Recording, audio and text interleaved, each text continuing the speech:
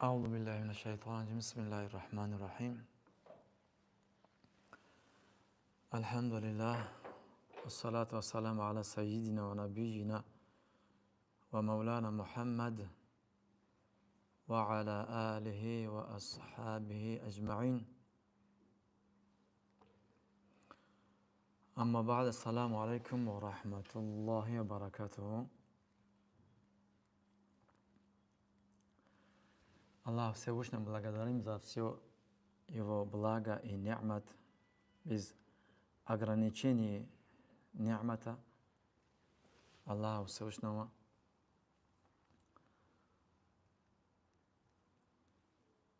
Так мы пришли на третьем хадисе посланника Аллаха, саллаллаху алейхи вассалям,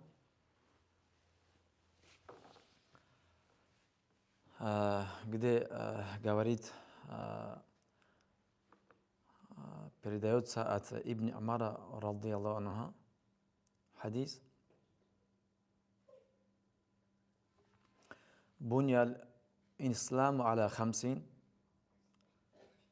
شهادة أن لا إله إلا الله وأن محمد رسول الله وإقام الصلاة وإيتاء الزكاة والحج وصوم رمضان.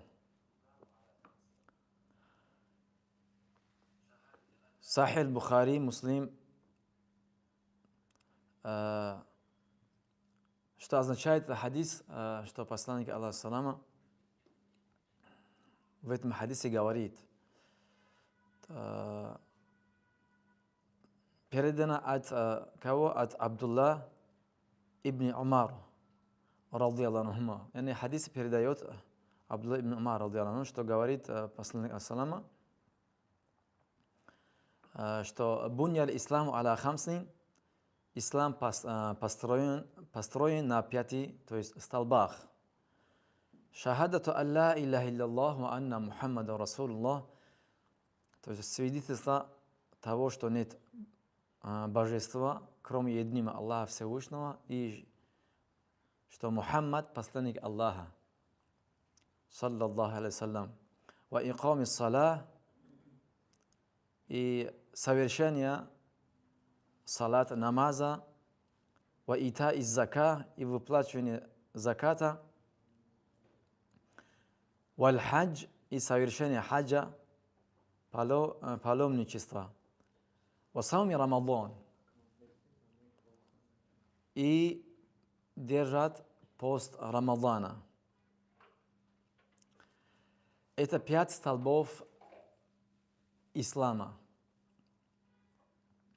Так, это хадис известен как хадис о 5 столбах религии ислама. Тут этот хадис описывает фундаментальные обязанности каждого мусульманина, на которых строит, то есть исламская вера, иман.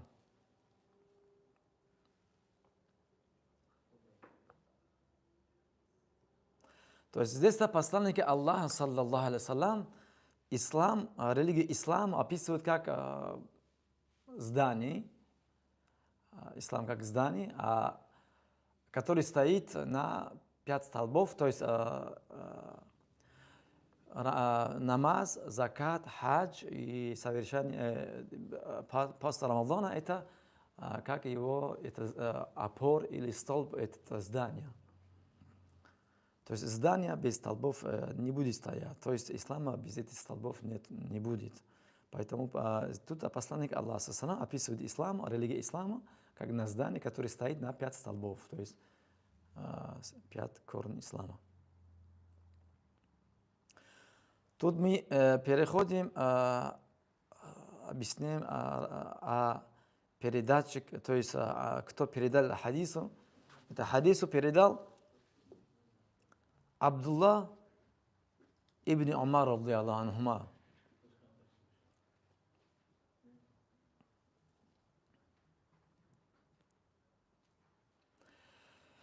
Абдулла ибн Умар, радiyallahu анху, он самый, то есть второй из известных или занимает второе место по отношению передания хадисов. Он второй человек больше передал хадисов от посланника Аллаху, саллаллаху алейhi он передал около 2630 хадисов. То есть после первого места занимает Абу Хурайра, радиаллаху анху. Больше всего он хадис передал от посланника Аллаху, саллаллаху алейхи вассалям. Он примерно 5374 хадисов передал от посланника Аллаха, саллаллаху алейхи. Абдулла ибн Умар, второй человек по количеству хадисов, которые передал от посланника Аллаха, саллама, около 2630 хадисов.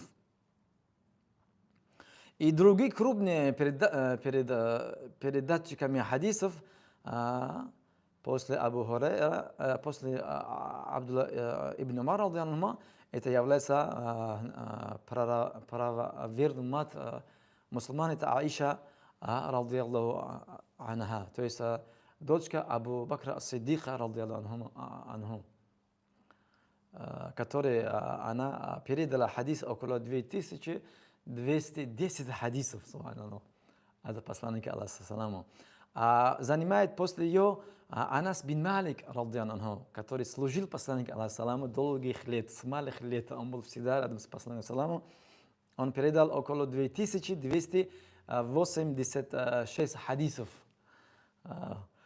После него занимает место Абдулла ибн Аббас, радиаллаху анху, который был двоюродный брат посланника Аллаха, саллаллаху алейхи вассалям. Он передал около 1660 хадисов.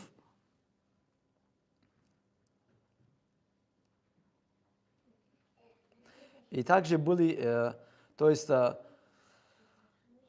Абдулла ибн Умар, были известны 4 Абдуллы, когда их называют Абдулли, то есть они имеются в виду Абдулла ибн Аббас, Абдулла ибн Амар, радиаллаху, потом идет Абдулла ибн Аббас, радиаллаху анху, то есть двоюродный брата пророка Мухаммада, саллаллаху алейхи вассаляму. Абдулла ибн Аббас тоже он был известный. То есть это 4 сподвижники, великие сподвижники посланника Аллаха, очень были известны хадисы, и также у них обладали большие знания, что сподвижники обращались по вопросу в религии, у них спрашивали. И Ибн Аббас, он тоже был известен как тарджума, да, вот перевод хадиса, Корана, и также обладал большие знания.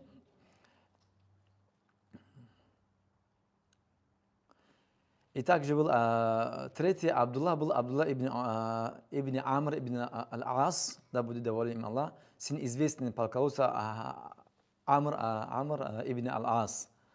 Он был очень тоже знаменитый сподвижник посланника Аллаха, саллаллаху алейхи вассалям. Этот Абдулла ибн Амр ибн Ас, разияллаху, тоже передал хадис, много хадисов, около 700 хадисов от посланника Аллаха, саллаллаху алейхи вассалям, он передал хадисов. Четвертый это Абдулла ибн Зубайр, да, радиаллаху анху, то есть это был сын Асма, а Асма была дочка Абу Бакра ас-Сиддиқа, радиаллаху анху. Эти 4 сподвижники были Абдулли, названы Абдулли. Они были очень передатчики хадисов, и люди обращались за вопросами религии по отношению их. Так, Абдулла ибн Умар, радиаллаху, коротко будем говорить о нем. Он с малых лет принял ислам. Это было приблизительно 10 лет до пророчества нашего любимого пророка Мухаммада, саллаллаху алейхи вассалям, он принял ислам. За отца, там пример брал за отцу своего, то есть Умар ради принял ислам, а затем он тоже принял исламу. И был он очень сильно привержен сунне, он очень был известный, сильно следовал за посланника Аллаху, саллаллаху алейхи вассалям.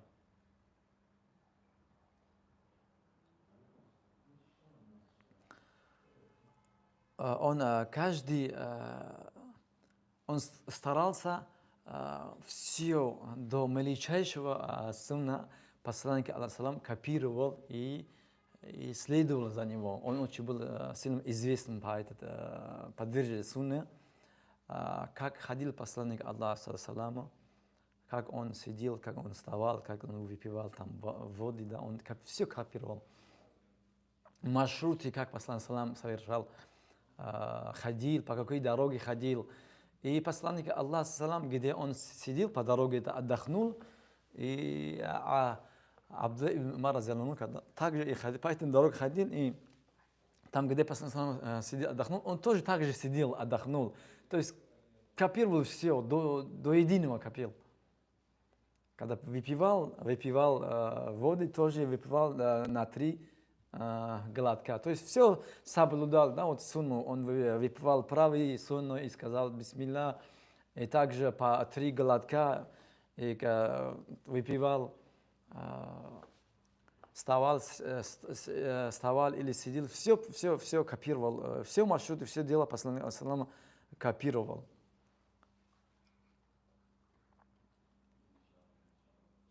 И он большие события тоже присутствовал, так как от хиджра от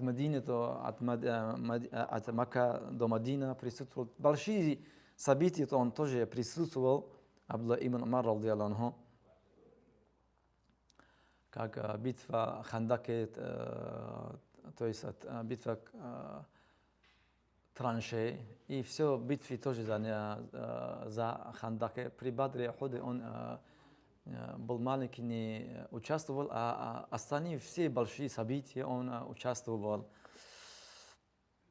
И тоже очень сильно был одежде, одевал скромности, как посланник Салам одевал он.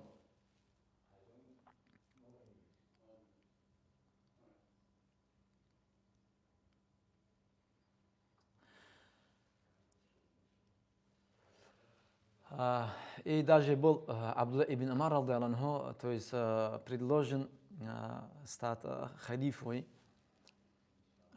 после третьего халифа Усмана бин Аффан, но он отказался, он боялся принимать эту большую ответственность перед Аллахом и перед людьми. Он знал, что он не сможет это выполнять должным образом. Он отказался принять этого, хотя было предложено. Даже во время смерти его отца, то есть Умара ибн Хаттаба, сподвижники предложили Умару, чтобы стать сына, то есть его сына, то есть Абдулла ибн Умар, но Умар это сильно отказал этого и был недоволен этому предложению. Он тоже не хотел Умар, чтобы он продолжал халифа, как мулуки, да, как сегодня существует, каждый президент старается своего, то есть сына или своего потомства ставит на курсы, на должности. Умар он очень сильно то есть отказал от этого. То есть я хочу сказать, что даже при жизни, то есть перед смертью Умар его отец был тоже предложен. То есть был то есть Абдулла ибн Умар очень известный по знанию, по сунне, тогда был как взрослых мужчинах. Но Абдулла бин Амар, у него была задача, чтобы передать хадис и знания передать. И не соответствует, то есть не стать халифой, и то есть политикой не заниматься. Он взял такую форму или такую дорогу, чтобы передавать знания от посланника Аллаха, не заниматься политикой. Поэтому он отказался от этого, быть халифой.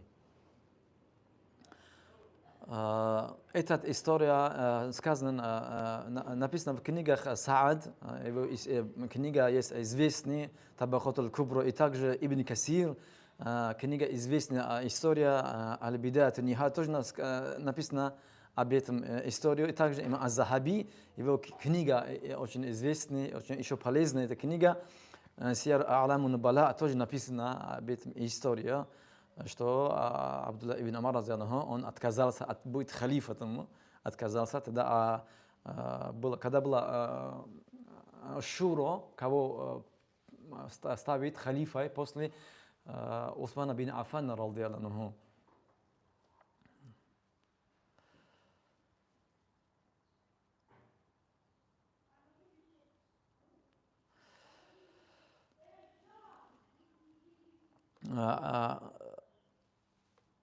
Умар, радiyallahu анху, первый человек, который выбрал несколько сподвижников по качеству шуро. То есть Аллах Всевышний, есть в Коране одна сура по имени сура Шура, в этом Аллах Всевышний подчеркивает, что важность шура, то есть совета. Это очень важно. А первый человек, который поставил человека постоянно, чтобы был человек в количество шура, это Умар, радiyallahu анху, был, который он определил Усман бин Аффана, Али, радiyallahu анху, бин Абу Талибу, Абдурахман бин Ауфу, и Саад бин Абдул Вакос, и Зубайру ибн Аль-Авваму, и Талха ибн Убайдуллах. То есть это 6 человек, 6 великих сподвижников посланника, которые они были при жизни обещаны рай. Этих 6 сподвижников посланника Умар, радiyallahu анху, их набрал постоянно, чтобы они были, то есть были шурой, соответствовали, чтобы они выбрали шурой, и тогда было выбрано, была шура, и выбрали кого? Али Абу Талиба, радiyallahu анху, халифу, тогда халифа стал Али, радiyallahu анху. Абдулла ибн Амар отказался. Абдулла ибн Амар, радiyallahu анху, умер в Медине. И ушел, то есть, из этого дуня в Медине.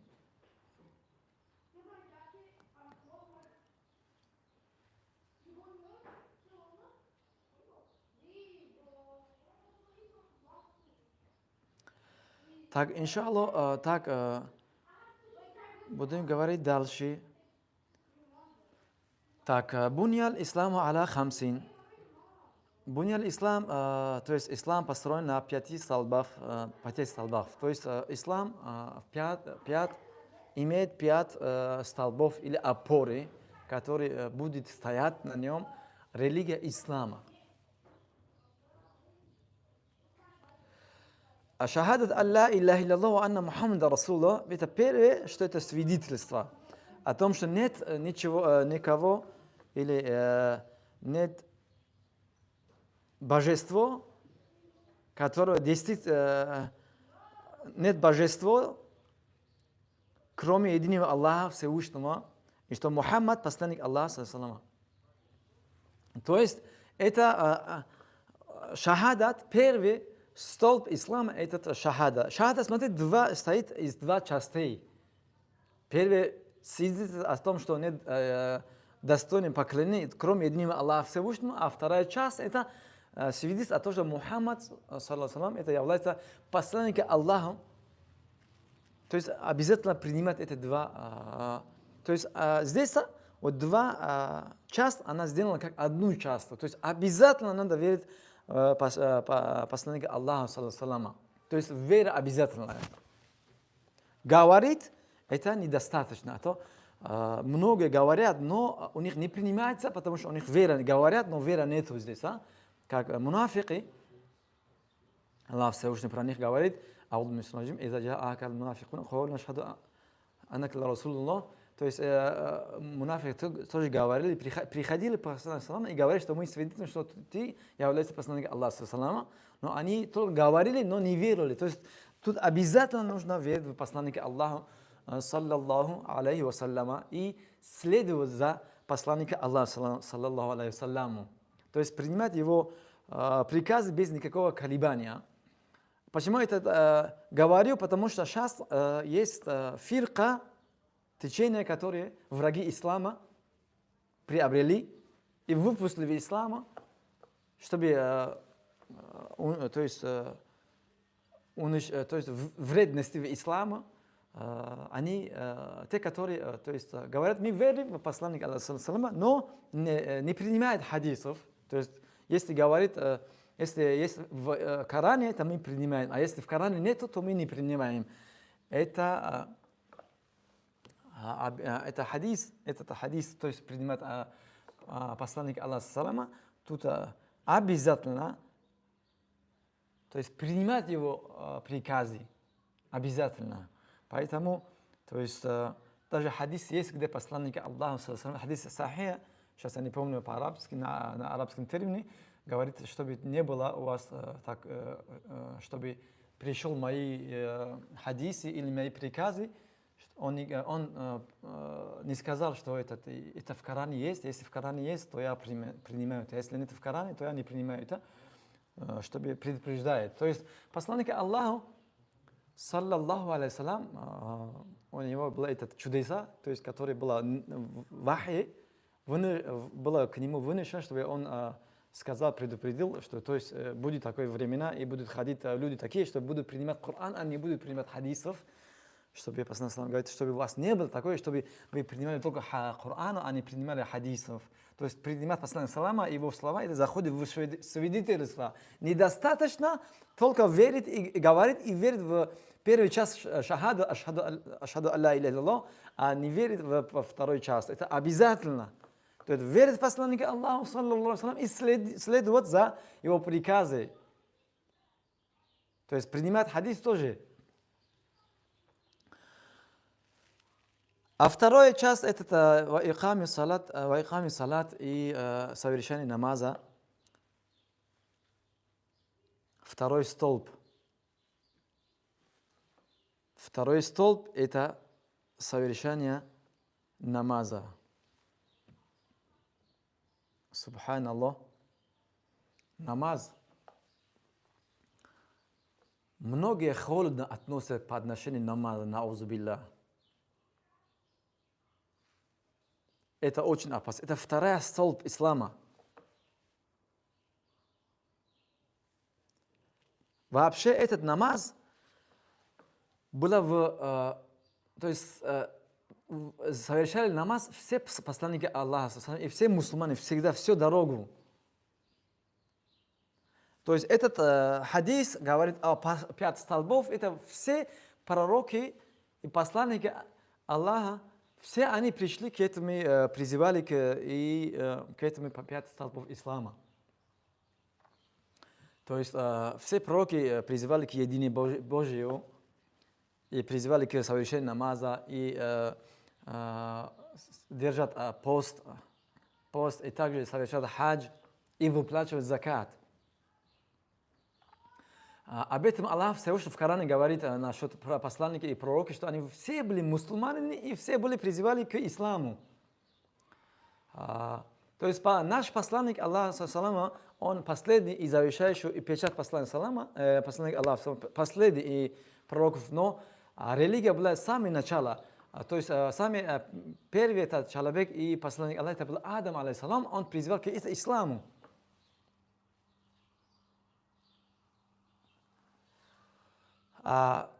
Коран это последняя книга Аллаха Всевышнего, а до этого была Таурот, Забур, Инджил. Это все книги тоже Аллаха Всевышнего, но они являются мансухом, аннулированы, но обязательно верить в них. Мы сказали про предыдущие, то есть про мой эфир, хадисы говорили об этом.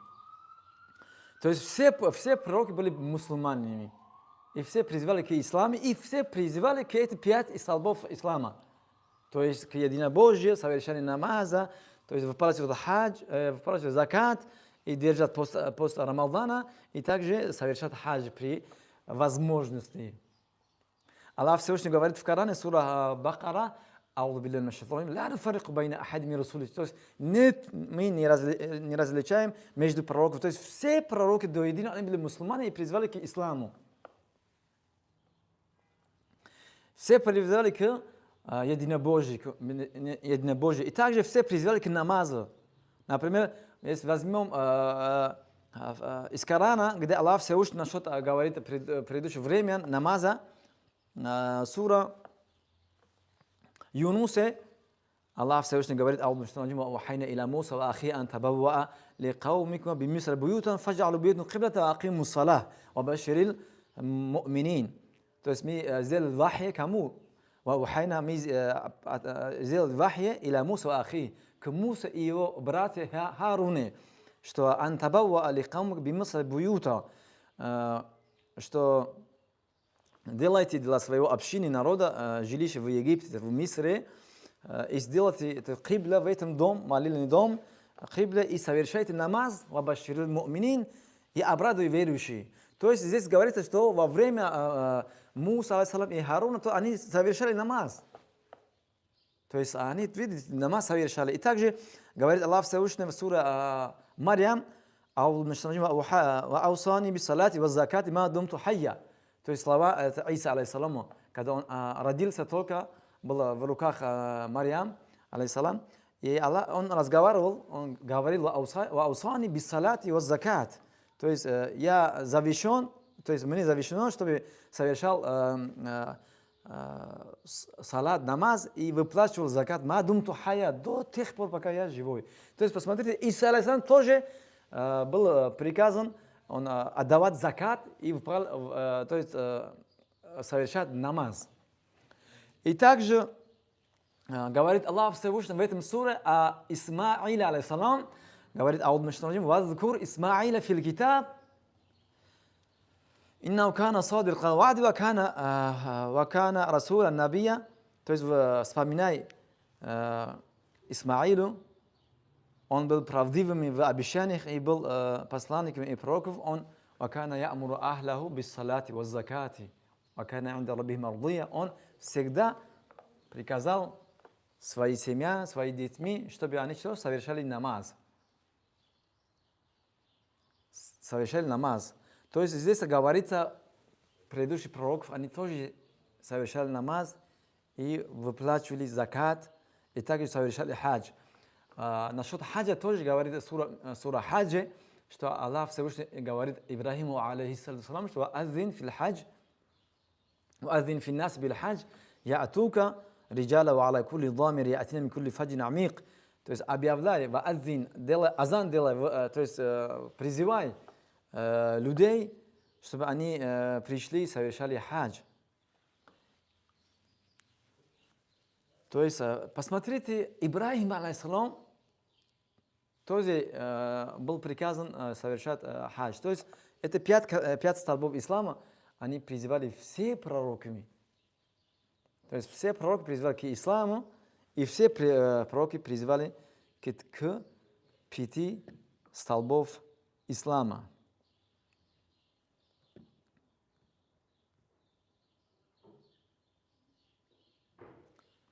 Если у кого есть вопросы, может, иншаллах, задавать по поводу этого хадиса, иншаллах.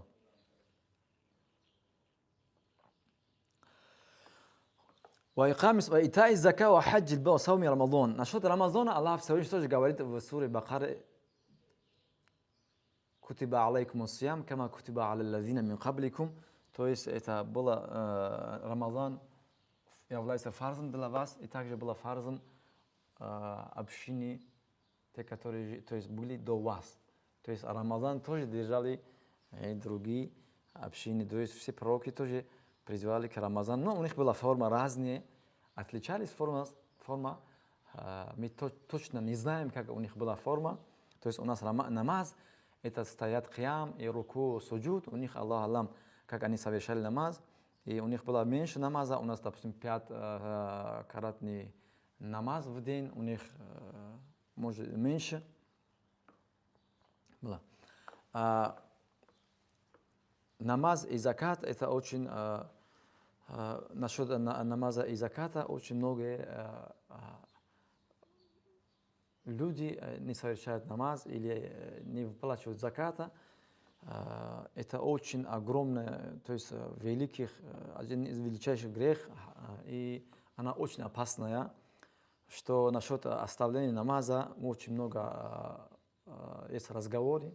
Это отдельная тема, что нужно это все досконально, доедино объяснять, что кто оставляет намаз, кто он, мусульманин или не мусульманин, или закат. Но заката большинство говорят, что это пока он не считает халалным, то есть оставление заката. То есть закат не дает, он принимает это фард. Это один из величайших харам, грех, но из ислама не выводит. А насчет намаза очень много разговоров, что он выходит из ислама или не выходит из ислама. Эта тема нуждается, целая тема, то есть целый час нуждается объяснить. Но то есть разговоры, что он кафир или не кафир, он в границе. То есть оставление намаза, это очень опасно.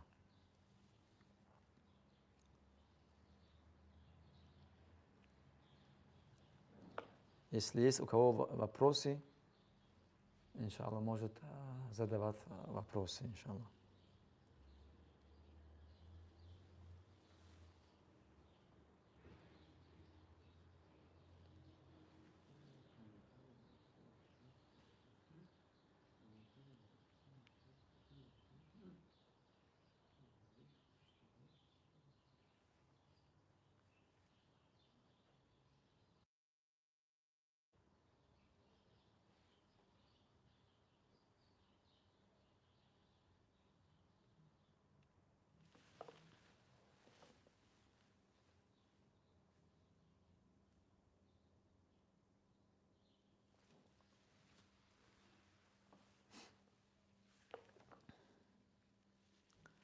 Тогда, если нет вопросов, иншаллах, завершим тогда, иншаллах. وآخر دعوانا الحمد لله رب العالمين. السلام عليكم ورحمة الله وبركاته إن شاء الله.